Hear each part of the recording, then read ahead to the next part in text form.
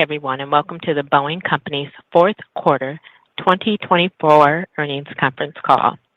Today's call is being recorded.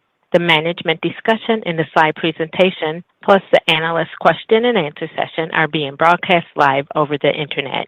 To ask a question on today's conference, please press the digit 1 followed by the digit 0 on your touch-tone telephone. Again, it's 10 for questions. After pressing 10, you will hear that you have been placed in queue. Pressing 10 again will take you out of queue and may prevent you from being able to ask a question. At this time, for opening remarks and introductions, I'm turning the call over to Mr. Matt Welch, Vice President of Investor Relations for the Boeing Company. Mr. Welch, please go ahead. Thank you and good morning. Welcome to Boeing's quarterly earnings call. I am Matt Welch, and with me today are Kelly Ortberg, Boeing's President and Chief Executive Officer, and Brian West, Boeing's Executive Vice President and Chief Financial Officer.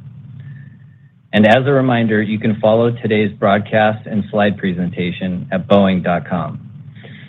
Projections, estimates, and goals included in today's discussion involve risks, including those described in our SEC filings and in the forward-looking statement disclaimer at the beginning of the presentation. We also refer you to the disclosures relating to non-GAAP measures in our earnings release and presentation. Now I will turn the call over to Kelly Ortberg. Thanks, Matt, and thanks to everyone for joining today's call. Before I get into the fourth quarter earnings, let me first offer our thoughts and deepest condolences for the families and loved ones of those on board Jeju Air Flight 2216. We continue to support the airline and the U.S. National Transportation Safety Board as they assist the South Korean authorities in the accident investigation. Now turning to the fourth quarter earnings. During the last call, I highlighted 4 areas critical to our recovery. And as the new year begins, we're making steady progress in all 4 areas. The first area, stabilizing the business. Following the resolution of the IAM strike, our commercial team has been executing a methodical plan to restart our factories within the framework of our safety management system. This included ensuring all manufacturing employees were current on their training and certifications prior to returning to work on the factory floor. We took time to rebalance the production line so that when we started up, we did so with a healthy production system. People are back to work and excited about the task ahead, and you can see the energy when you're on the factory floor. For the 737 MAX, we have sufficient parts inventory to enable producing at 38 a month, including fuselages, which were a pacing item prior to the strike. And all 3 of the production lines in Renton are now cycling. In the past quarter, we completed our safety management meeting with the FAA, in which they reviewed our safety management system and our production status, including spending time on the factory floor. They reported that they saw significant improvements, and I'm pleased that we have an agreed-upon path for rate increases beyond 38 per month. It's all about adhering to our safety management system and a stable factory as measured through agreed-upon key performance indicators, or KPIs. It's an early innings on the production ramp, and we need to stay disciplined on maintaining a stable production system, but early signs are encouraging. The best news is that our customers are reporting that they are encouraged with what they're seeing as they monitor our production. Progress on the 787 also continues, and we finished last year at a production rate of 5 per month. Like the 737, we are working to ensure the 787 production system, including the supply chain, is stable prior to making the next rate increase. An important accomplishment to stabilize the business was to shore up our balance sheet. We are committed to recovering the business while maintaining an investment-grade credit rating and delivering for our shareowners. I think the demand for our offering last year speaks volumes about the market's confidence in our recovery. We're working across the supply chain, including the sub-tiers, to ensure readiness and stability with our production rates. Notably, supplier part shortages across all of our commercial programs are within their established control limits. We have instituted dedicated sessions with suppliers to provide insights, as well as to promote two-way communication to stay aligned as we operate together as one extended production system. The second element of our recovery is to improve performance on our development programs. While the charges for the quarter in BDS are disappointing, I have had the opportunity to complete deep dive EAC reviews on all the troubled programs. We are very focused on creating stability within the EACs so we stop this quarterly drumbeat of cost growth. This means being more proactive and clear-eyed on the risks and our estimates to complete the projects. While I know it doesn't show in this past quarter's performance, we're making progress in working with our customers to actively manage the contracts to achieve better outcomes for both parties. You've seen that we've entered into an MOA with the U.S. Air Force on the T-7A program, and we're in active discussions on a second MOA on that program, all focused on improving the performance of the program. We're also in active discussions with our customer on the VC-25B program to make the necessary changes to improve the program performance and delivery. The U.S. Air Force has termed this as an active management, which is a term I really like. We're focused on actively managing all of our problematic programs to improve the performance for the company and our customers. While I said there's no silver bullet on these fixed price programs, I do feel better about our ability to better manage the performance in 2025. On the commercial side, we continue to focus on getting the 737-7 and -10, as well as the 777X through certification. There are no updates to the timelines we previously communicated on these programs. On the -7 and -10, we're still working through the testing phase, focused on finalizing the icing design solution, which we plan to include in the certification program. Working closely with the FAA, especially in light of their leadership changes, will be a key focus area for us this year. The 777X is back in flight test, and we have a good handle on fixing the thrust link issue we uncovered. Now, moving to the third area, culture change. This will be a multi-year journey, but we're already making progress. Our leaders are getting more engaged with their teams and customers. We're having the frank discussions about what we need to change. In 2025, we'll be rebaselining our core values and behaviors to make our expectations perfectly clear to all our Boeing teammates. These will be incorporated into our leadership development program and become fundamental elements of our performance management system. Leadership promotions will be grounded not only in what we get done, but how we get things done. We're going to help focus the teams on what it takes to make Boeing successful and promote a culture of unity and accountability by implementing a single enterprise score for all of our annual incentive plans. As I talk with employees, there's a growing swell of excitement around restoring trust and getting their Boeing back, and they want to be a part of this turnaround. So the last area is building a new future for Boeing. While workforce reductions are always difficult, I'm pleased that we have been able to reduce layers of management and redundant overheads in our system.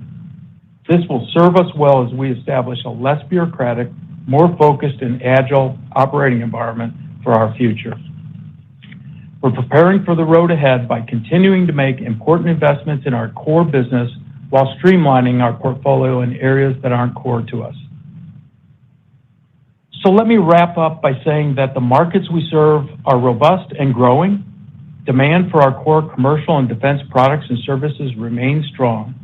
Our backlog of more than $500 billion clearly demonstrates the value of our portfolio, and we're focused on meeting our commitments and delivering safe, high-quality products to our customers.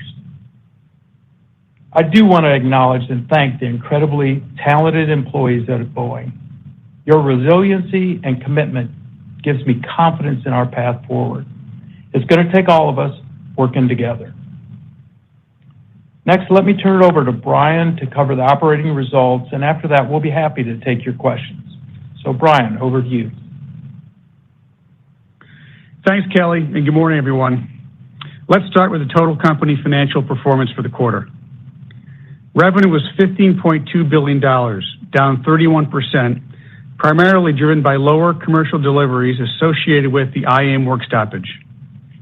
The core loss per share was $5.90, primarily reflecting previously announced impacts of the IAM work stoppage and agreement, charges on certain defense programs, as well as costs associated with workforce reductions announced last year. Free cash flow was a usage of $4.1 billion in the quarter, in line with the expectations shared at our last earnings call. Results were impacted by lower commercial deliveries and unfavorable working capital timing, primarily driven by the IAM work stoppage. Turning to the next page, I'll cover Boeing commercial airplanes. BCA delivered 57 airplanes in the quarter. Revenue was $4.8 billion, and operating margin was minus 43.9%, primarily reflecting previously announced impacts from the IAM work stoppage and agreement, including pre-tax charges of $1.1 billion on the 777X and 767 programs. Backlog in the quarter ended at $435 billion and includes more than 5,500 airplanes. Now I'll give more color on the key programs. The 737 program delivered 36 airplanes in 4Q, including a step up to 18 in December. And as of yesterday, we've delivered 33 airplanes in January with 4 days to go. On production, we restarted the factory in December and plan to gradually increase rate. We expect to be in a position to go above 38 per month later in the year. All 3 lines in our Renton factory are cycling, and monthly production is already in the low to mid-20s for January. More broadly on the master schedule, we continue to make adjustments as needed and manage supplier by supplier based on inventory levels. Over the past year, our buffer inventory has grown to promote stability across our production system. As production stabilizes and rates increase over time, we plan to deliberately return buffer inventory to more normal levels.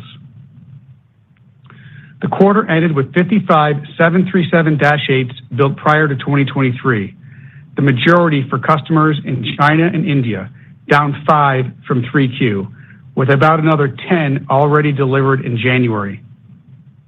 Given the impact of the strike, we now expect to shut down the Shadow factory mid-year and deliver all of the remaining airplanes to customers within the year. On the Dash 7 and Dash 10, inventory levels were stable at approximately 35 airplanes, and testing on the anti-icing design solution is ongoing, with certification expected to follow later in the year. On the 787 program, we delivered 15 airplanes in the quarter as we made progress on working through production recovery plans for heat exchangers and delivery delays associated with seat certifications. The program exited the year at a production rate of 5 per month, and we recently announced plans to expand South Carolina operations as we prepared for anticipated future need of the commercial market. We are intent on ensuring the production system and the supply chain demonstrate stability prior to making the next increase on rates sometime this year. We ended the quarter with 25 airplanes in inventory built prior to 2023 that require rework, down 5 from last quarter. Our ability to finish the rework and shut down the Shadow factory was also impacted by the work stoppage, and we expect to complete this work in early 2025. Finally, on 777X, as previously announced, the $900 million pre-tax charge primarily reflects higher estimated labor costs associated with finalizing the IAM agreement and will be incurred over the next several years. Flight testing recently resumed, and we still expect first delivery in 2026, and will continue to follow the lead of the FAA as we move through certification. 777X inventory spend in 2024 finished at $2.6 billion, as 4Q spending levels moderated due to the work stoppage. As noted previously, we expect the cash profile to look similar to prior development programs, with the first year prior to first delivery, typically the largest use of cash driven by inventory build associated with the production ramp, which will unwind as deliveries accelerate. Moving on to the next page in Boeing Defense and Space. BDS booked $8 billion in orders during the quarter, including awards for 15 KC-46A tankers from the U.S. Air Force and 7 P-8A aircraft from the U.S. Navy, and the backlog ended at $64 billion.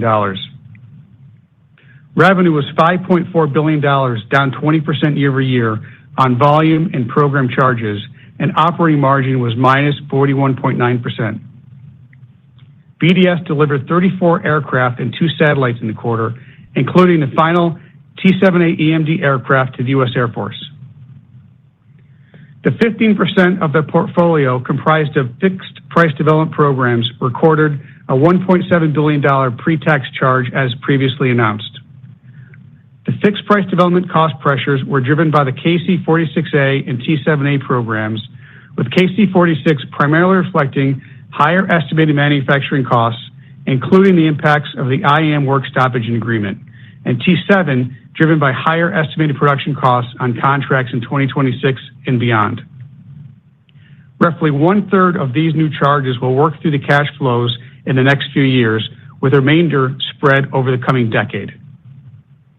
Given the fixed-price nature of these contracts, we'll continue to be transparent about impacts as we work to stabilize and mature these programs. We acknowledge that these are disappointing results.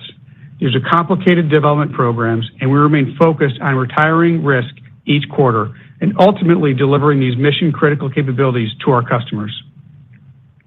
As Kelly shared, we continue to make progress in 4Q, including key order and delivery milestones already noted.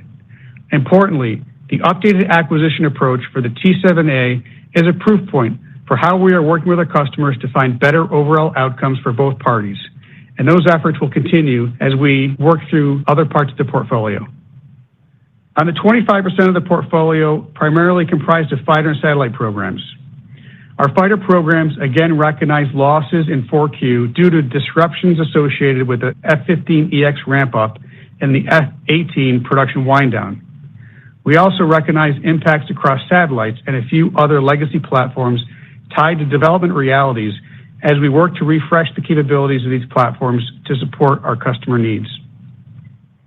The remaining 60% of revenues of the portfolio are generally performing in the mid to high single-digit margin range, although the P-8 commercial derivative program experienced margin compression in the fourth quarter due to the IAM work stoppage and agreement.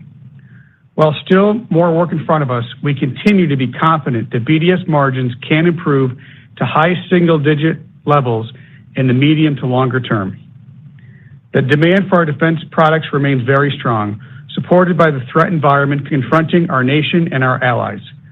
We still expect the business to return to historical performance levels as we stabilize production, execute on development programs, and transition to new contracts with tighter underwriting standards. Moving on to the next page, Boeing Global Services. BGS continued to perform well, delivering record operating margins in the quarter. The business received $6 billion in orders, and the backlog ended at $21 billion.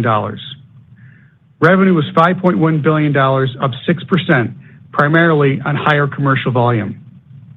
Operating margin was a record 19.5% in the quarter, up 210 basis points compared to last year, with both our commercial and government businesses delivering double-digit margins.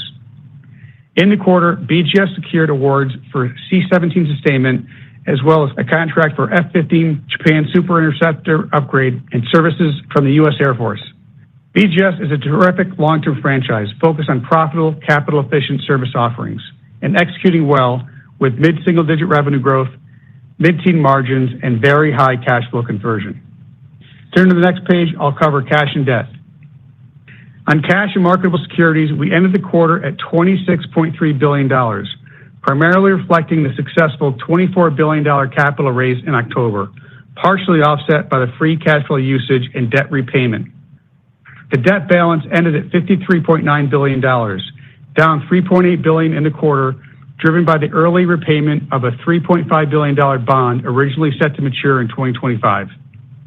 Importantly, this prepayment de-risks our 2025 maturity profile, resulting in $800 million of debt maturities remaining in the year. The company maintains access to $10 billion of revolving credit facilities, all of which remain undrawn. We remain committed to managing the balance sheet in a prudent manner with two main objectives. First, continue to prioritize the investment grade rating, and second, allow the factory and supply chain to reset. We will continue to evaluate opportunities to further supplement the balance sheet as we make certain portfolio decisions through the course of the year. Turn to the next page, I'll cover the total financial company results for the full year. Full year revenue was $66.5 billion, down 14% year over year, driven by lower commercial deliveries, including impacts of the IAM work stoppage. The core loss per share was $20.38, down from prior year primarily on lower deliveries and commercial and defense program charges, including impacts of the IAM work stoppage and agreement. Free cash flow was a $14.3 billion used for the year, down versus prior year on commercial deliveries and unfavorable working capital timing, including the impact of the work stoppage. Stepping back, let me provide some additional context on 2025 free cash flow. 2025 will be an important year in our recovery, and while we still expect it to be a use of cash, we anticipate a significant improvement over 2024. Within 2025, we expect 1Q free cash flow will be a usage and similar to 4Q 24, driven by continued working capital headwinds as we ramp production, as well as normal seasonality. We still expect the first half to be a use of cash, with the second half turning positive and accelerating as we exit 2025. CapEx investments stepped up last year and could increase by approximately $500 million in 2025 to support planned growth across both the commercial and defense businesses. Importantly, we expect to exit the year with real momentum in the business as we return to normal production rates. This outlook will be underwritten by a few critical factors: increasing 737 production rates through the year, moving 787 steadily towards its long-term production rates, liquidating our legacy 737 and 787 inventory and shutting down both shadow factories, strategically investing in the business, including the 777X production ramp and CapEx to support planned growth across the portfolio, improving our defense business as we continue to mature the fixed price development programs and work to transition recently challenged programs with our renewed focus on disciplined program management and stabilizing the business. And finally, continuing to demonstrate strong performance across our services business. Broadly, the markets we serve continue to be significant, and our backlog of more than $500 billion demonstrates that our product portfolio is positioned to win. Long term, these fundamentals underpin our confidence as we continue to manage the business with a long-term view built on safety, quality, and delivering for our customers. With that, let's open it up for questions. Thank you. In order that your question be clearly heard, we ask that you not use a speakerphone, cell phone, or phone headset. Please use your handset to ask a question. If you're using a speakerphone, please be sure your mute function is switched off so your signal can reach the equipment. As a reminder, in the interest of time, we are asking that you limit yourself to one single part question. And our first question is from the line of David Strauss from Barclays. Please go ahead. Thank you. Good morning. Good, David. Kelly, I wanted to ask how you viewed the restart on MAX, how that's gone. You mentioned some of the, or you mentioned KPPs that you have with the, or KPIs that you have with the FAA. Can you maybe elaborate on what exactly those are, how close you are to hitting what's necessary to get to go above 38 a month? And then, Brian, can you just give us an idea of what to expect for all-in MAX and 787 deliveries in 2025? Thanks. Yeah, David. So let me talk about the production startup on MAX. So as you know, we came out of the strike and didn't actually jump right on building aircraft. We spent time training the workforce, getting them all up to speed, but also really, as I said, balancing the line, which is really important. Starting the line up in a stable manner, and it already is paying dividends. We're seeing the production process come back very well, and I feel pretty good about where we are right now with the production rate. Remember that we've got a significant amount of inventory, both in airplanes and in supply parts. So, I don't see any constraints right now from the supply chain for us in ramping up the 737 to the 38 a month rate. And notably, the work at Spirit during the strike has really paid off. That team has done a great job of improving the overall performance and quality of the fuselages, which are going to help flow, through the factory. So as I said, it's early days, but I feel really good, and I think our deliberate plan, is going to pay dividends for us going forward. David, a little bit on how to think about 737 deliveries for the year. We're not putting out formal guidance, a little too early for that, but let's just talk about a framework for the year. So January is off to a very solid start, and delivery should be in the high 30s for the month. Now, keep in mind, some of these airplanes are the benefit of clearing the delivery center ramp that had accumulated in the November-December timeframe. So there's an advantage of a nice tailwind entering the year. We expect February will be lighter because there's fewer manufacturing days, and also the timing of the factory restart. And then March is likely to be better than February as we begin to get more predictability. So as we've said, the first half is going to reflect our gradual, steady restart of the factory, and the second half is likely going to benefit from achieving higher production rates, which include the 38 per month target and possibly higher based on approval from the FAA, as Kelly mentioned. So as we sit here today, we got a lot of work in front of us. 2025 in some ways could look like 2023, maybe a bit better if things go our way. Hey, David, let me come back also and talk about the 6 KPIs that you asked about. So these are KPIs that we've agreed with the FAA on what the threshold is and where the control limits we want to operate. And these are what we've collectively determined will measure the stability of our production system. I'll quickly tell you what the 6 are. They're NOE, notice of escape hours, shortages, part shortages, employee proficiency, rework by line, travel to work at rollout, and the ticketing performance. And so I will say it's a little bit early because we have a lot of inventory yet of planes that were in process that we're going through. But early indications is that all the KPIs are looking and trending in the right direction.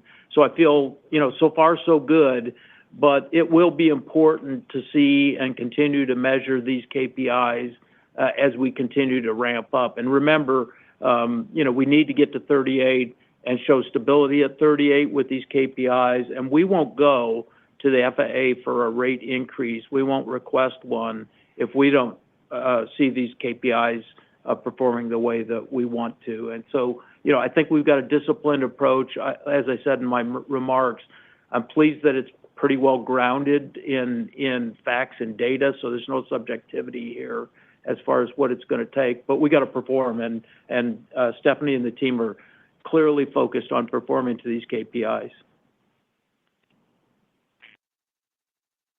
Thank you. And the next question is from Peter Arment from Baird. Please go ahead.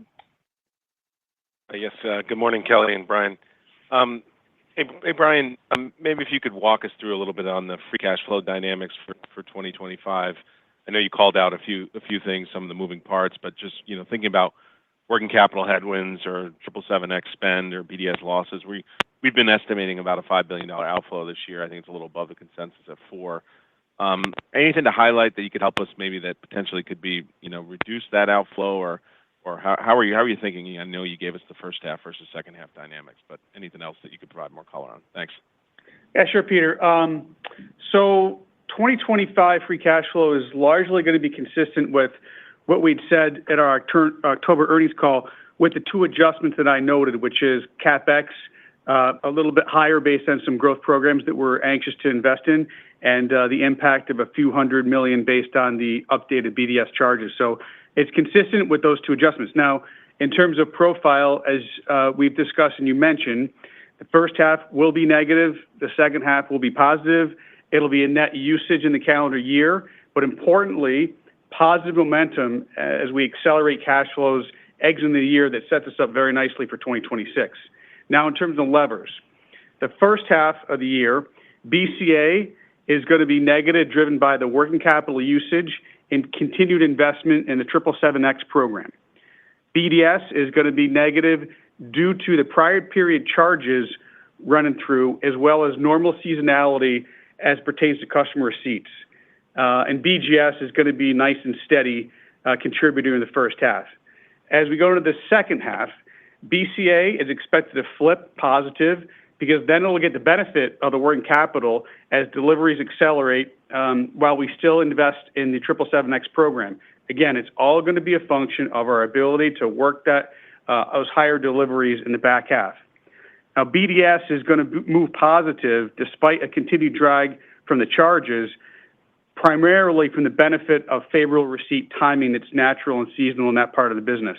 And then BGS, we tend to have our second half than first half, so it's going to be a nice, steady but growing profile for the second half. And as I mentioned, the CapEx is going to be a bit higher, but for good reason, because that's all about growth. So in terms of the numbers that you described, that's a reasonable ballpark of what we're aiming at, and we're managing all the levers and, keep you updated as we move through the course of the year. Appreciate it. Thanks. The next question is from Sheila Kahyaoglu from Jefferies. Please go ahead. Hey, good morning. Just Kelly, maybe on the fixed price development programs within BDS, it seems like the timing to stabilize those keeps getting pushed to the right. How are you actively managing those programs, and what are you looking to change? And then, Brian, related to that, how do you correlate those charges? I think you mentioned 1/3 is now. Can you maybe size that cash outflow for 25? Is it $3 billion related to BDS, and then $1 billion in 26? Does the business become break even in 27, and when does it become positive? Okay, Sheila, I'll go first and then ask Brian to follow up. So obviously the quarter was disappointing here on the fixed price development programs. But as I said in my remarks, we're very actively now working all these programs with our customers, and we've got the U.S. Air Force is clearly working with us to find a better path forward on these programs, both for us and for them. So de-risking through this active management process, it is different, and it's we still have to convert these MOAs, which are memorandum of agreements. We have to convert them to contract changes. So we're in early stages, but the customers are working with us in that regard. And then I think, just as I said, taking a real clear look at the EACs and the estimates to complete, and making sure that we're reflecting the realities of the risks that we have. And so I'm very hopeful that we're going to see a much more stable performance here this next year. But again, we're not done with these till we're done with these, and they are fixed price, so we got to continue to work at this. Our team is very, very focused on program management discipline, making sure we're managing the tasks at hand. But a lot of work yet to do, Sheila, on these. I think we're making progress, but I certainly can't claim victory yet. And Sheila, in terms of the cash flow, you're correct. The new charge of $1.7 billion, we characterize about 1/3 of that is going to be over the next 3 years. So it's a little bit front-end loaded. So a few $100 million of pressure that we see in 2025 versus what we said back in October. Now, in terms of the broader question on the full way the charges are going to tend to flow through, I think BDS for 2025 from a cash flow performance is going to look a little bit like 2023. And then once we get through 2025, it'll be in a much different spot because a lot of that headwind from the charge will be behind us. And when we get exactly to break into even positive, won't be this year, but can't wait to have that discussion as we move out beyond exiting this year. Got it. So break even could be possible in 26 or maybe 27. Yeah, for sure. Got it. Thank you. Thank you. And our next question is from Ron Epstein from Bank of America. Please go ahead. Hey, yeah, good morning, guys. Hey, Ron. Kelly, could you talk about how you're thinking about Boeing's portfolio? I mean, there's been a fair amount of press about maybe some things could be up for sale, maybe not. What's core, what isn't? So like the way I've been thinking about it, one of the things that's been talked about is maybe selling Jeppesen. But on one hand, maybe that's a good idea, but on the other hand, that puts Boeing's name in pretty much every cockpit of every airplane on the planet. And is that a bad thing? So, I mean, how are you thinking about it? Well, so first of all, Ron, we've been through the detailed portfolio review, which was one of my early tasks, and that's complete. Highlighted areas that are questionable to our core, and we go through an analysis to look at each of those areas, and we're in process in that. As I've looked at this, here's how I would think about it, Ron. This is not going to be a major restructuring of the Boeing company. The core business that you see us in, and we're going to continue to be in those core areas. But there are some areas, you named one, there are some areas where, we can streamline the organization, or we may be better off of focusing our energy elsewhere. And we'll be actioning those over the coming months and year. The only thing I would say is that, as you look at those, part of that decision process is what do you do with something? In some cases you have potential that you could sell it and there are buyers. In some cases, that may not be a viable approach. We may want to just not continue with the next phase of the project or something like that.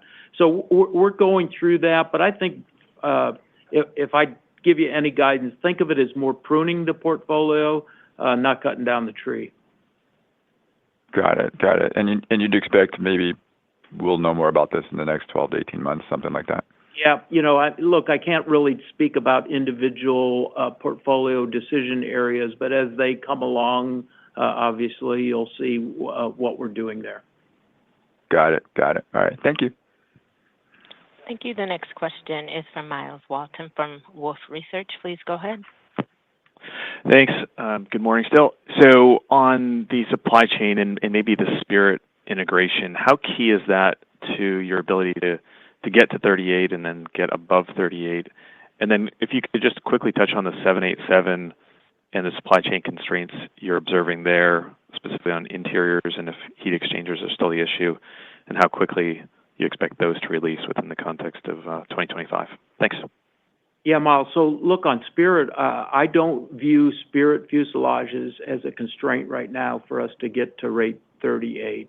As I mentioned in the remarks, they've done a really, really nice job of improving the quality of the fuselages and the flow of the fuselages. So we're in really, really good shape on fuselages with Spirit, which sets up a very successful integration. We've got a team of Boeing folks at Spirit working hand in glove with them as they've improved their production processes, and I think that sets us up well for the upcoming integration, which will happen sometime.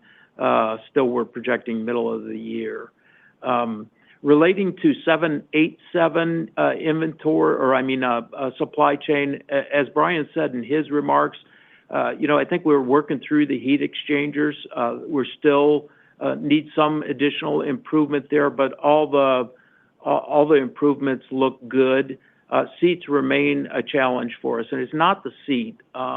We call it seats, but it's It's the monuments, really, that go around the seats and the integration of the IFE and the certification associated with that. And we're still challenged in getting through cert on some new of type seats on 787. We got a plan on that. It's really a customer by customer basis. One of the things we're looking at for the future is we've got to spread these new seat configurations. We call them code ones. We've got to spread these code ones out to allow ourselves and the regulators more time to get through the certification. These things are complex. They're not a seat. They're a complex monument. And particularly as we move to doors, doors are a real challenge in the certification process. And so we've got to work through some of that. We got a team really focused on that, but I think it's going to continue to be a challenge for those 787 deliveries where we have a new seat configuration that needs to be certified. So, for example, Lufthansa, we've got a lot of completed airplanes that are held up still on seats, and we're working through that. Hopefully we'll get through that, this year, and we'll have a more successful seat integration program as we ramp 787 up. Okay. And Brian, the delivery number for 787 for this year, 75, 80, is that a doable number? Yeah. So as we've said, we're at 5 per month. We want to get to 7 sometime this year, and we've got, call it high teens coming out of inventory. So when you add all that together, for sure, maybe a little bit better. Great. Thanks. Thank you. And our next question is from Scott Deuschle from Deutsche Bank. Please go ahead. Hey, thanks for taking my question. Kelly, can you characterize the pace at which you think the business can liquidate 777X aircraft from inventory once EIS hits? And then are you expecting the first-class cabin seats to be certified for the 777X launch customers by the time 777X itself is type certified? Or is there any risk of delay there on seating as well? Thank you. Let me take the seating first, and then I'll ask Brian to do the liquidation. Actually, the first delivery, 777X delivery, is also to Lufthansa, which is where I just mentioned we have had seat and continue to have seat challenges. I guess the good news, bad news is we've had seat challenges, but we do know what those challenges are for Lufthansa deliveries. Now, 777X interior in general is a more complex interior, but that's baked into our overall certification program for the aircraft. So we got time to go work the seat certification issues, and we've learned from our 787 what those issues are. So I think we'll be able to manage that for the initial deliveries. And Scott, in terms of cash flows, as is typical on a new program, heavy cash usage the year before EIS, which is going to be for 2025. In terms of 2026, when it goes into service, keep in mind the initial airplanes are going to be changing corp airplanes, which are going to be, not high cash flow airplanes. But once you get through those and you get out of 2026 and then in 2027, you're really going to start to generate free cash flows, and that's going to accelerate as deliveries accelerate. So we're going to be set up very nicely once we get through EIS. Great. Thank you. Thank you. The next question is from Seth Seifman from JP Morgan. Please go ahead. Thanks very much, and good morning. Morning, Seth. I guess wanted to follow up on maybe two other items as we think about the cash flow this year. You talked about winding down the shadow factories, but both of them, I guess, that was something that in the past we've talked about as a key enabler of enhanced profitability. How do we think about factoring that into the cash flow improvement that we're seeing this year? And then also any, the financial implications and cash flow implications of Spirit integration in the second half. Yeah, sure. Let me take a stab at that one. So, as you know, we've got 2 shadow factories. The 737 has largely been in Moses Lake. The 787 has been the joint verification work in Everett. And there is a lot of labor to go into reworking those airplanes. As pertains to the 787, we expect the very early part of this year, that work will be done. Now, we won't deliver all the airplanes this year because we've got some customer fleet planning things we need to fit in with, so that'll bleed over into next year. But the factory itself and the labor associated with that is going to be over the early part of this year, and labor has already started to move towards other first-run production. On the 737, equally, Moses Lake, we've begun to take labor and move it from Moses Lake into Renton. We expect to shut that shadow factory down by mid-year, and then the corresponding deliveries will tail off towards the end of this year. So it's been a long journey. We look forward to that. It's all contemplated into our the numbers I discussed and described in terms of how cash flows are going to move this year. I would say that over time, the benefit you're going to start to see is the margin improvement at BCA because you don't have these two very expensive shadow factories up and running anymore. They'll be done. So that'll be something that'll be 2026 and beyond. As it pertains to Spirit integration, as Kelly said, we're anxious. One, they're doing a great job. We're anxious to get it closed. We're not really describing what the financial impact on that is until we close. But the good news is that we're on pace. It remains strategically important, and the team's holding up really nicely at a pivotal point as we ramp production. Thank you very much. Thank you. And the next question is from Noah Poponak from Goldman Sachs. Please go ahead. Hey, good morning, everyone. Morning, Noah. Hi, Noah. What is it about the T-7A specifically that it keeps having so much cost creep? And I guess, Kelly, as you look at this portfolio, everything in defense is complex and appreciate the amount of work that goes into these, but I think there's been some investor confusion around the dollar size relative to the perceived complexity of these programs. So what is causing the cost creep, and how do you fix it? And you mentioned the updated acquisition approach on that program specifically. Can you detail that a little bit further? Yeah, so, the fundamental on T7 is a fixed price development with a large fixed price production, and we did not have our supply chains back to back in the fixed price production. So it's much larger than what you would normally see, because very rarely do you see where you have a fixed price development, but certainly don't have multi-years of fixed price production. We've been burned on that on the tanker program, and clearly that's been a challenge for us on T-7A. So, we've taken our medicine. We're not going to do that anymore. Now, specific to the MOA, what we're doing is making changes. The Air Force wants some additional test aircraft. That will allow us to eliminate concurrency. And by concurrency, what I mean is we're building production airplanes while we're testing and certifying the design, and that's a disaster because every time you come up with a change that comes out of that, you got to go ripple that change back through the production process, either in process or airplanes are complete. So the major milestone with the MOA-1 that we've got with the Air Force really helps us get more aircraft into the test program, eliminates concurrency risk for us going forward. So it's not necessarily, good news from an EAC write-up, but it's certainly going to eliminate risk that we are staring at on the program. And then on MOA-2, which is we're in active discussion with them, it's also on making some changes to equipment purchased by us versus purchased by the Air Force directly, which will also help them with their logistic support plans, but also de-risk our escalation risk associated with those commodity sets. So that's the type of stuff we've got to get better at, is working those things with the customer.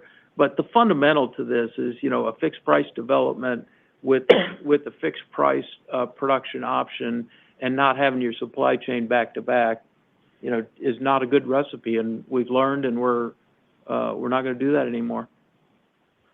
So appreciate learning that lesson and not doing that again. But if you live with the decisions that were made on the existing programs for till the end of those programs, how do you have confidence in the cash flow improvement in the segment in the near term that you've expressed here?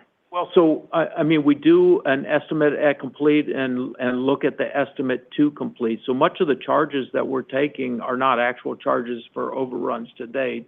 They're anticipated charges for increased cost from our supply chain. So we are getting the supply chain back to back in fixed price right now. Our goal is to get that 100% done. But as we're doing that, we're having to recognize the cost increases from the supply chain. So, you know, that's why I have confidence. We're getting closer to having that all back to back. So we've eliminated that large risk going forward. But obviously, it's resulting in pretty significant charges as we weave through that. And no, what I would say long term, our objective has always been to get to 15% of the portfolio that's wrapped up in these fixed price development programs, including T7, to not be a drag, to just be neutral, right? To be at the zero profit and not consume cash. The rest of the portfolio, when we get the 25% fighters and satellites performing as they should, given their legacy products, and the 60% of the portfolio that's doing quite well, if we can get that all moving in the right direction, that gets you to the path to high single-digit margins in BDS, like they should be, even with a 50% of the portfolio that isn't going to do anything for us. And that's fine, because long-term, outside of the planning period in front of us, those development programs, including Tanker, including MQ, including T7, there are longer-term opportunities with market demands, particularly internationally, that actually could have us do a little bit better, that we're not counting on, but longer-term, those are the reasons why we stay in these programs and deliver capabilities to the customers they absolutely need. Appreciate all that detail. Thank you. Yep. The next question is from Doug Harned from Bernstein. Please go ahead. Good morning. Thank you.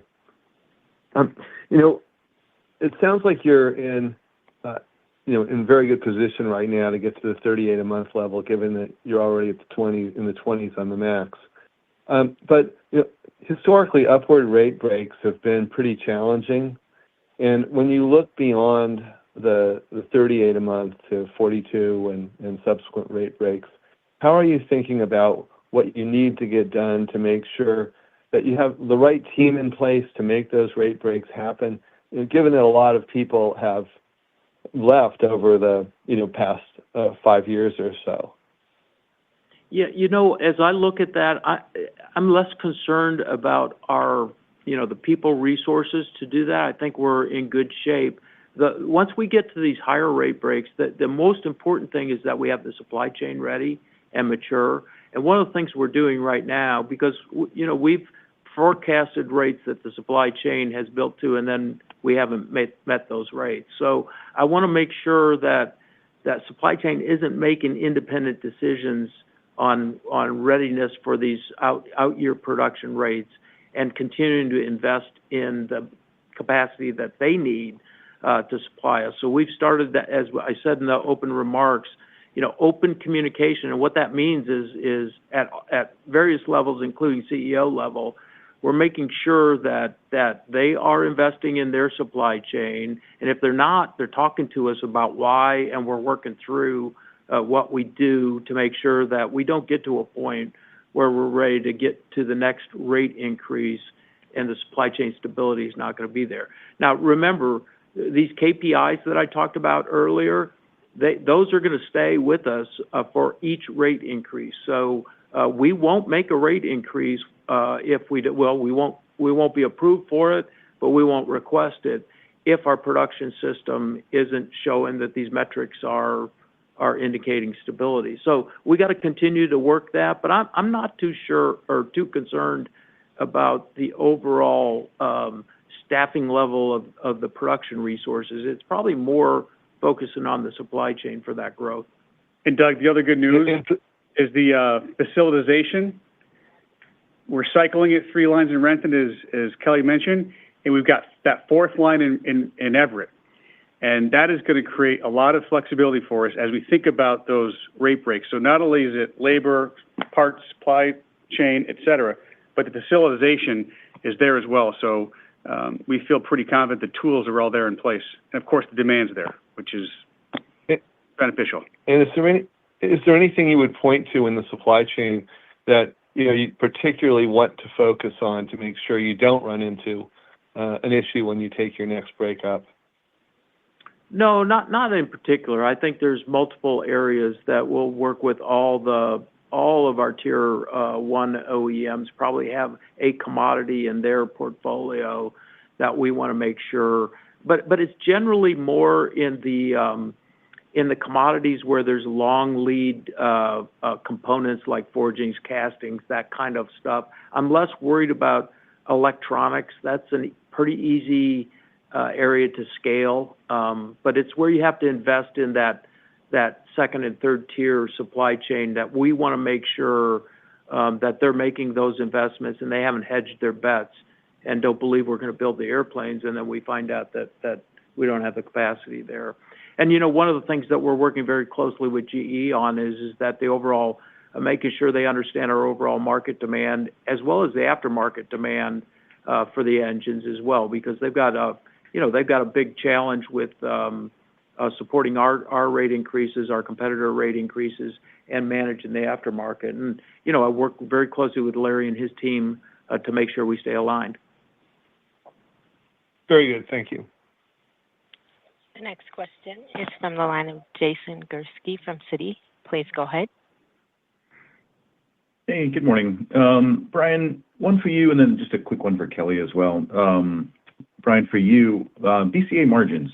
You took some charges this quarter on the programs that were in forward loss positions. I suspect, though, that we'll have some impacts on the margins for some of your more profitable programs as well, given all those costs. I'm just kind of curious, what does the margin cadence look like for BCA over the next, 6-8 quarters as you're ramping in production? When do we get the chance here to flip to the positive range on margins? And then just kind of the long-term implications of these cost increases coming out of the labor strike, that kind of thing on the financial model and what BCA margins are going to skate to over time once you're up at those, targeted production rates. And then, Kelly, just really quickly for you, I, received the company's corporate calendar. It's got the X-66 on the cover. Just wondering if you could comment a little bit on that aircraft and kind of what it means to the company and kind of your general views on that development program for NASA. Thanks. Yeah, let me take the latter part of that first. So, it's an important technology development program. It's very challenging. It's taking some dedicated resources that I think, are learning new things and exploring new technologies for us. And then we'll look at what comes out of that and how that factors into, our next airplane. So it's an important project that we're working on. We've got some funding we're investing, but we've also got some funding there to support us. So, we'll continue to explore that exciting opportunity and see what that portends for the future airplane. I will tell you, I've sat through with the team, and there's some exciting stuff that we're learning from that program, and so I think we want to continue that. And Jason, in terms of BCA margins, so as we think about 2025, margins will be negative. They'll be less negative as we move through the next few quarters as we exit the year.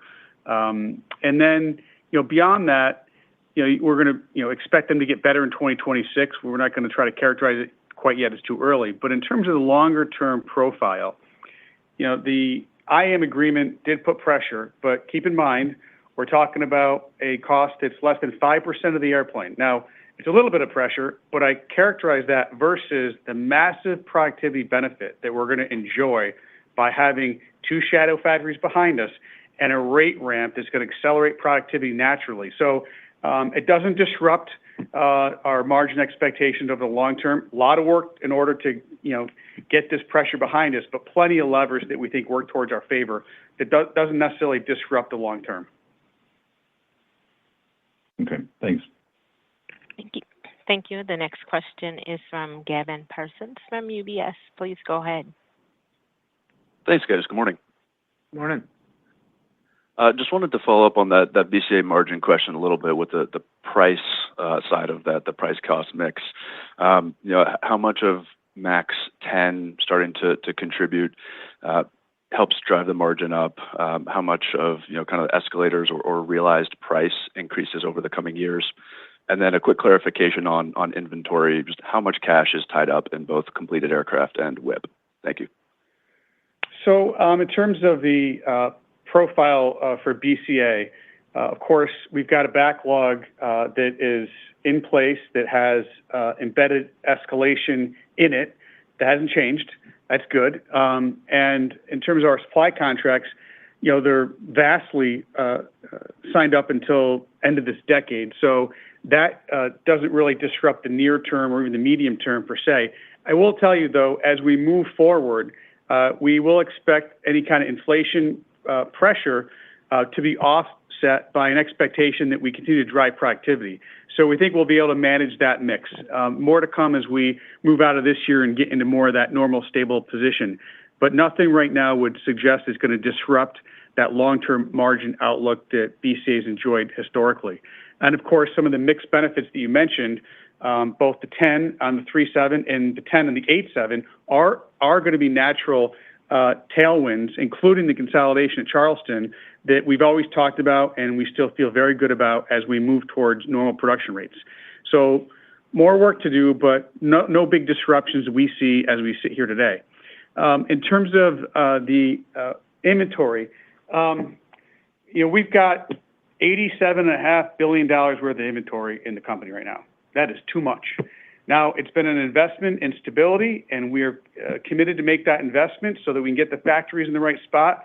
But there will be a point when those inventories will begin to liquidate, and not only see the productivity benefit, the working capital benefit will be something that we're very interested in seeing, and we'll begin to lower buffer rates that we put in place deliberately as we get to more predictability.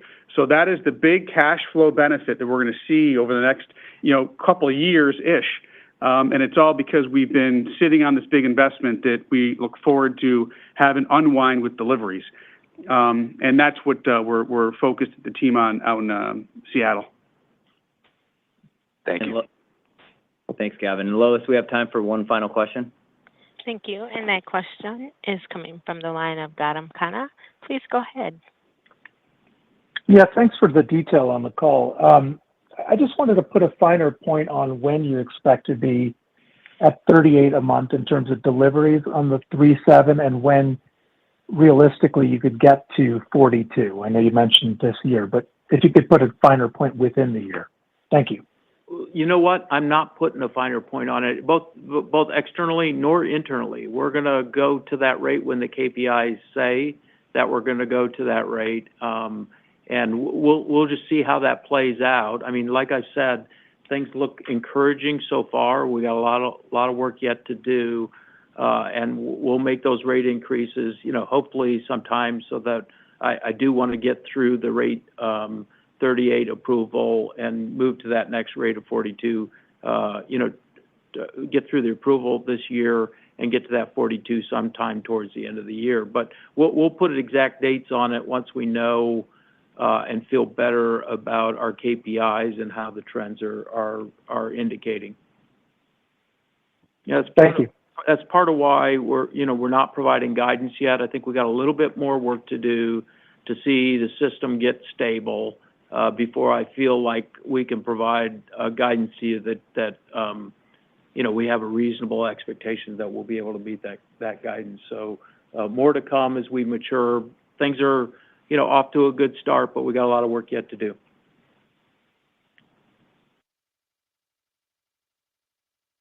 That completes the Boeing Company's fourth quarter 2024 earnings conference call. Thank you for joining, and you may now disconnect.